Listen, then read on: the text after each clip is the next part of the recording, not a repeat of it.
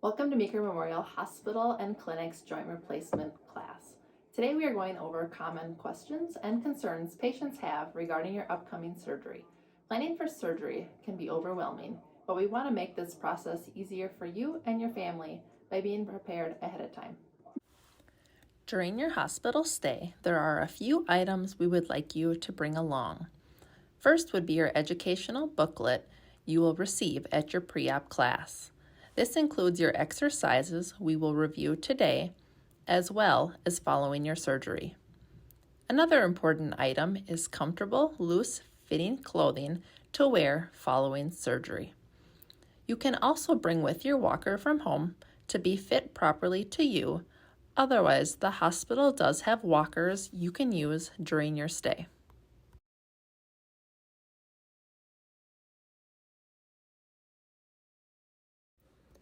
Prior to your surgery, there are a few modifications we recommend to make in your home for your safety.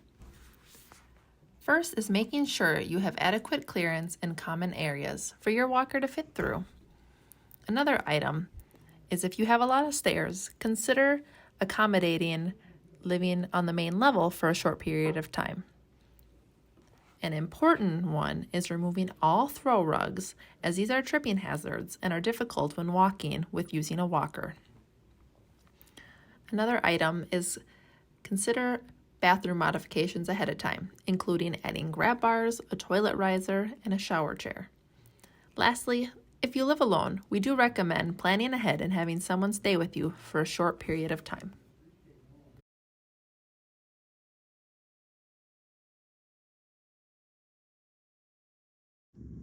Hi, my name is Emily. I'm a physical therapist at Meeker Memorial Hospital. Therapy is an important part of your recovery process following a joint replacement surgery. While you are in the hospital, you will get both physical therapy and occupational therapy. Therapy will begin either the same day or the following morning, depending on the time of your surgery. During your hospital stay, you will have 2 sessions of each physical therapy and occupational therapy each day, 2 in the morning and 2 in the afternoon. Part of physical therapy includes performing exercises to gain strength and range of motion. It is beneficial to perform these exercises prior to surgery to improve your outcomes. The following exercises can be found in your educational booklet under the exercises section.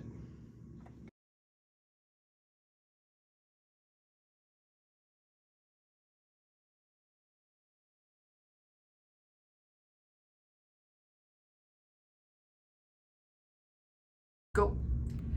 These exercises should be performed 2 times a day, 10 repetitions each. All of these exercises can be performed on your bed at home. Ankle pumps, pointing your toes up and down. Heel slides, sliding your foot up and down to work on bending your knee. You can use a cookie sheet to place on your bed to help your foot slide easier. Hip abduction, sliding out to the side and back in, keeping your legs straight. Quad sets, placing a towel underneath your knee and pushing your knee straight, holding for 5 seconds, and then relax. Short arc quad, rolling up a towel or a pillow underneath your knee, lift your foot up towards the ceiling, hold for 5 seconds, and then slowly lower back down. And straight leg raise, keeping your legs straight, lifting up off the table, and slowly back down.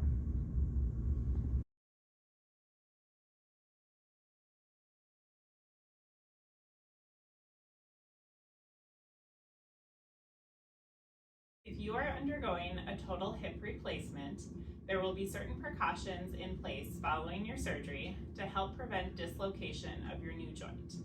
These precautions include no bending past 90 degrees at the hip, which means you're not allowed to bend forward to put your socks and shoes on, no crossing your legs at either your knees or at your ankles, and no turning your toes inward.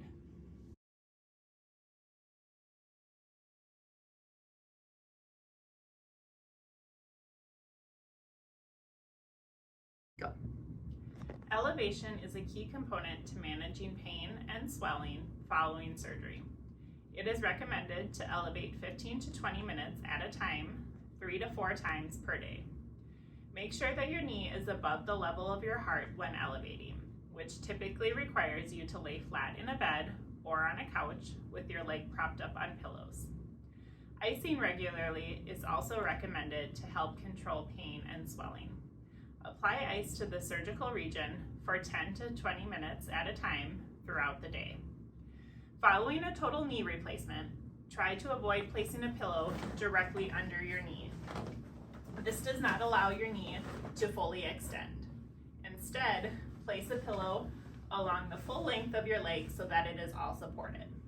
You can prop up multiple pillows to help get your knee above the level of your heart, like so.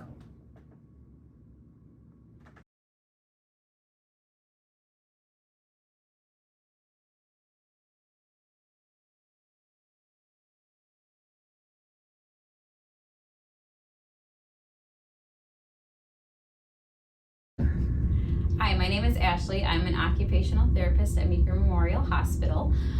Typically, after having a joint replacement, the doctor will order occupational therapy.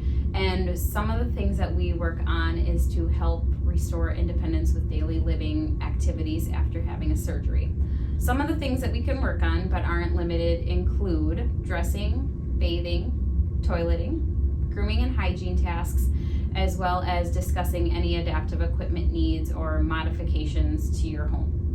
Some of those, so today I wanted to go over some of the equipment that you might want to consider, and so I'll just kind of run through the things that I have next to me. One thing that you'll want to have is a walker.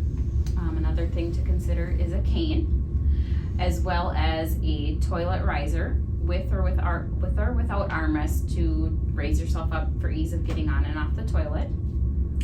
Another thing to consider is a shower chair. This is just one of the many options. This will sit in a tub. Otherwise, they also make extended shower chairs that you can sit on first and then slide into the tub. This is a sock aid. This helps you get on your compression socks, as well as a leg lifter, and this can help you get your legs in and out of bed if you're finding difficulties with that. This is a long-handled shoehorn, so this will help you if you are having a hard time or if you can't bend after having your surgery. This will help you get your shoes on. Another thing to consider is a reacher. This extends your reach. It could help with anything from, picking something off the floor if you can't reach, to taking socks off, to helping put your pants on. So this is a nice tool to just extend your reach. And then the last thing I have here is a long-handled shoe or a long-handled sponge. If you're finding that it's hard or if you can't bend over in the shower, this can just help you with bathing.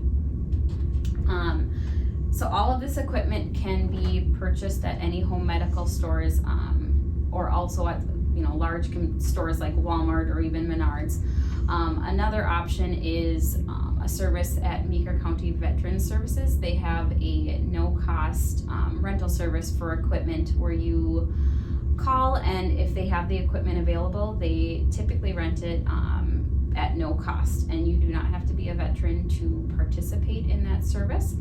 Their phone number is 320-693-5445. And if you don't find it here, there's also many other communities have similar services like the DAV in Hutchinson.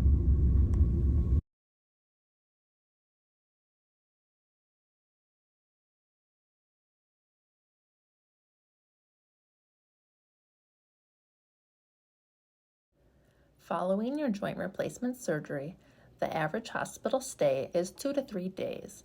The physical therapist, occupational therapist, and discharge planner will meet and work with you to determine your discharge needs. We want to ensure you have a safe discharge plan. This would include extra support at home, home with home care services if needed, or if post-acute rehab, such as swing bed or a skilled nursing facility, would be a better fit for you based on your qualification and insurance coverage. It is recommended to avoid driving for 2 to 6 weeks following your joint replacement surgery, depending on which side your surgery is on, as well as the medications you are taking. Your surgeon will discuss this further with you at your follow-up appointment. Please plan accordingly by arranging transportation to and from outpatient therapy appointments. If you do not have family members or friends that can assist in transportation, the CCT transit bus is available. Contact 320-693-7794 to schedule pickup times. This concludes our joint replacement video. Thank you for watching, and we look forward to seeing you after your joint replacement surgery.